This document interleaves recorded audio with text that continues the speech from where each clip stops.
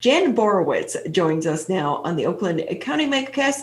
She was actually lucky enough to be chosen to help decorate the White House for the Christmas season. Jan, thank you for being with us.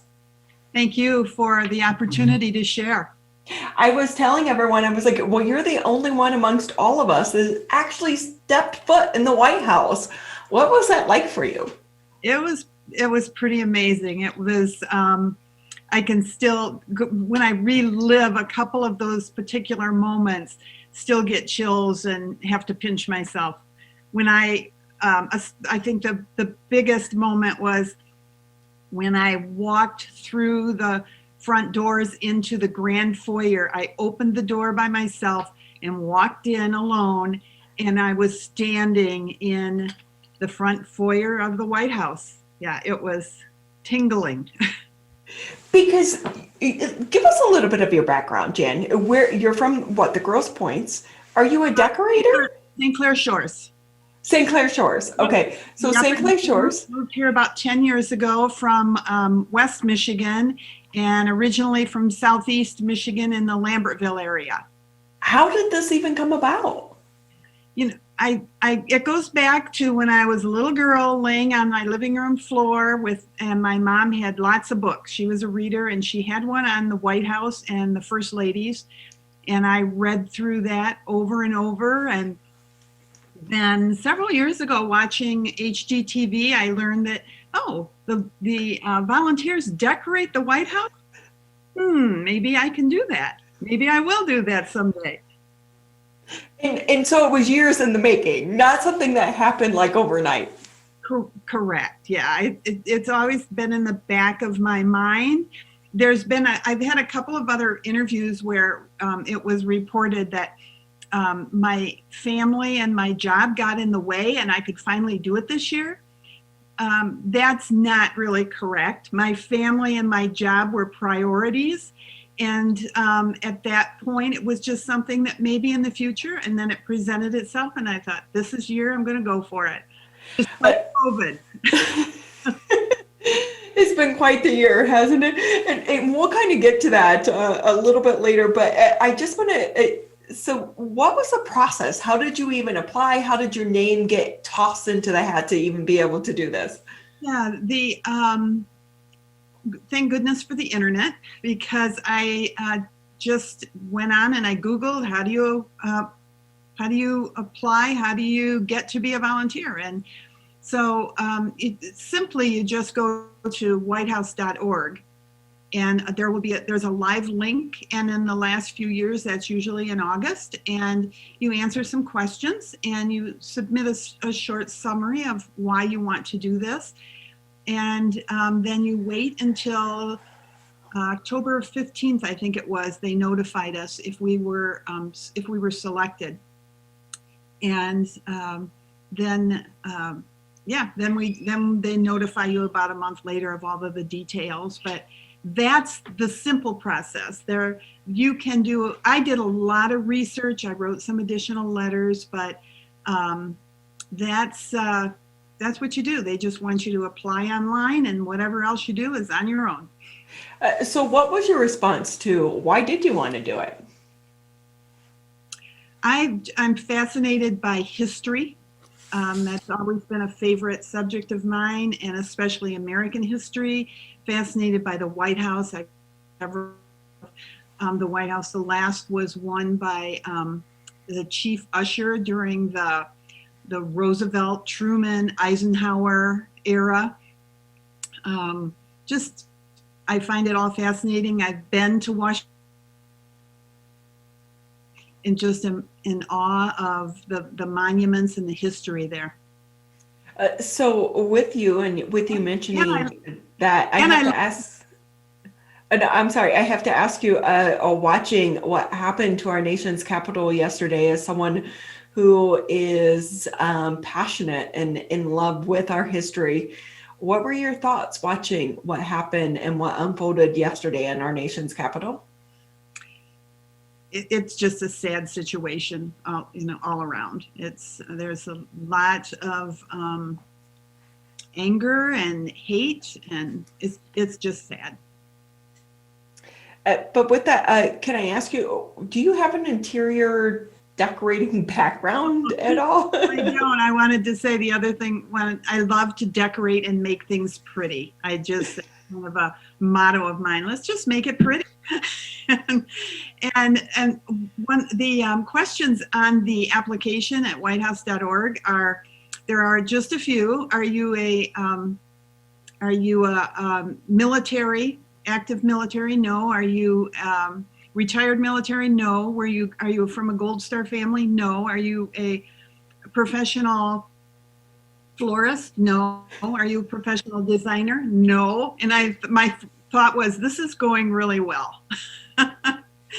So then I wrote in the short summary. There's so many characters you can use that. I like to make things pretty. I love history. I'm enamored by the White House and the people that have been in it and the things that have the history there, all of it. So, Jan, knowing the questions, were you surprised that you got the call?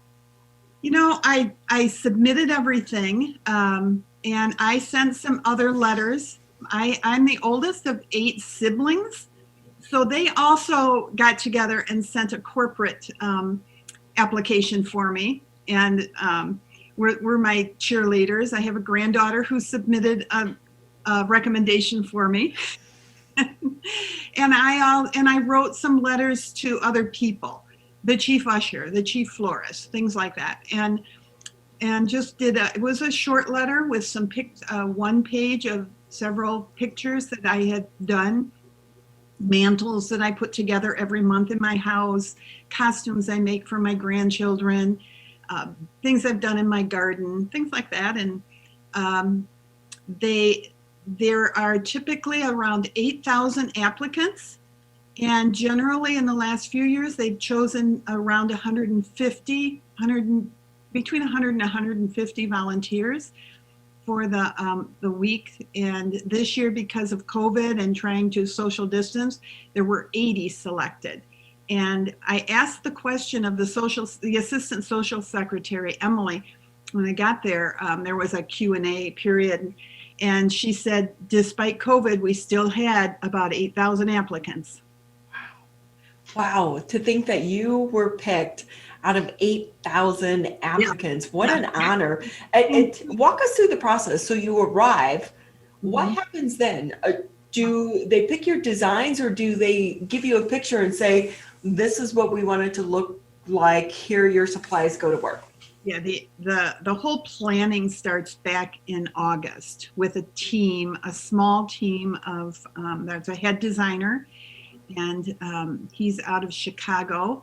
And then there are team leads. This year they named the teams after the reindeers. So I was on Team Donner, and each team has a lead. Those leads have also been, for the most part, my understanding, have been volunteers in the past and been selected, and there's a stipend for them. And then, of course, the main director is paid. The rest of us are all volunteers, and so they come up with the first lady on the design. And then there's a team of people who come in, other volunteers that come in the Monday, Tuesday, Wednesday before Thanksgiving. And they go to the warehouse pretty much, and they pull out lots of things are reused year after year, repurposed, recycled. And so they have an inventory. Nick is the lead designer, and over the course of the last 3 years prior to this, he's really done from what I understand, a really great job of inventorying all of that and knowing what's there and reusing it wisely, so that new purchases can be minimized. I love that. When you think about the federal government, you're not thinking about them reusing some of their holiday decorations, which we all do each and every year. What's the biggest thing you took away from this experience? I think just savoring the moments of an adventure.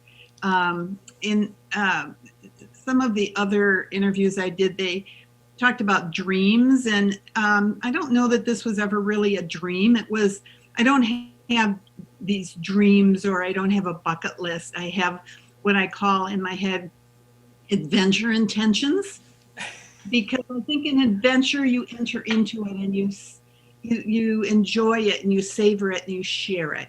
I don't want a list that I just check off that I did something and move on. And so I just savored every moment. I drank everything in and looked around and watched and listened. I talked to you, the openness of people in the White House. Secret Service will just chat with you. The electricians, the food service, the wait service, they're all very friendly and will just chat up. They like to tell you how long they've been there and talk about their experiences also. So, and then you're in Washington. So when we left that White House, I was out and about on sidewalks every evening. It is, I've had the opportunity as well to, I have to go to DC for work. And when you do that nighttime walk or that nighttime run and you're looking at these monuments, there's an awe that comes over you. The best, yeah. Yeah. And I arrived on Thanksgiving afternoon, well, late morning.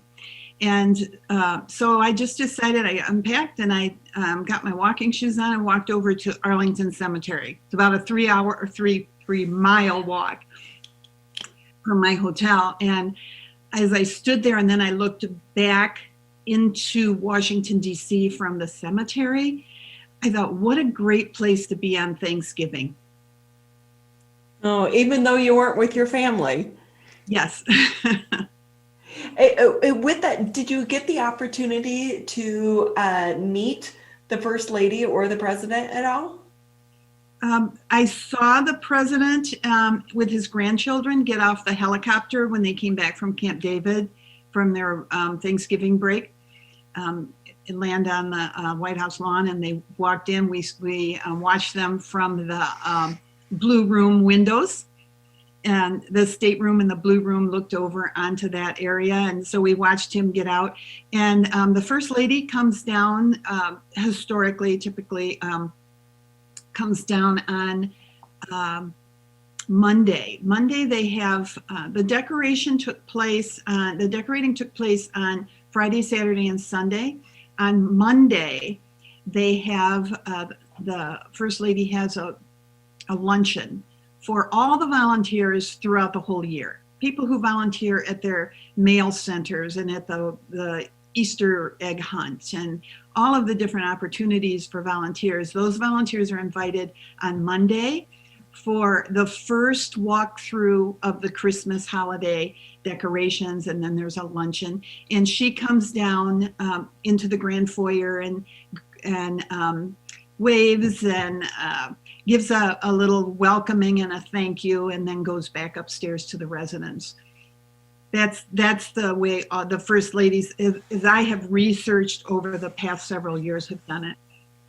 She comes across as so elegant. But I also wonder, what was this like for you to do this, but you're also doing it in the middle of a pandemic? You know, they all through the communication with the White House prior to going, they highlighted the things they were doing for distancing, social distancing, wearing masks. When we arrived on Friday morning, there was a central meeting area, and everyone was tested before we left the hotel. And there were people that, at least one that morning that I am aware of, and then at least one in the group that came in on the Monday through Wednesday that were sent home because the test came back not good. Oh. They gave us, along with our aprons, which is a treasured keepsake. Everyone got an apron. We all got masks. I didn't think it fit very well, but I brought my own. I brought several Christmassy masks from a local sewer. And so, yeah, I wore those. All of the food in the previous years, the food was served kind of a buffet style. This year it was served in like to go to carry out containers, and they ate in groups instead of one big meal time together. They had 3 different times for grouping and tables set apart. And so the one time that it was a little bit crowded, I would say, even in the that Monday luncheon, it was still distanced, the way the food was set up. But when everyone was waiting for the First Lady to come down, there's only so much room. So I tried just not to breathe as much. But Jan, I'm so excited that you were able. Then when I got home, I just kept, we have our grandchildren, and my son and daughter-in-law are staying here while their house is finished. And so I just stayed in my bedroom most of the time with a mask. And when I came out, I wore my mask and a shield for 7 days, and everything was fine. Well, Jan, I will say I'm so excited that you were able to have this opportunity. Jan Borowicz with us here on the Oakland County MegaCast. She was one of the select few across the nation to be picked to help decorate the White House for this past Christmas. Thank you so much for being with us on the Oakland County MegaCast. My pleasure. Thank you.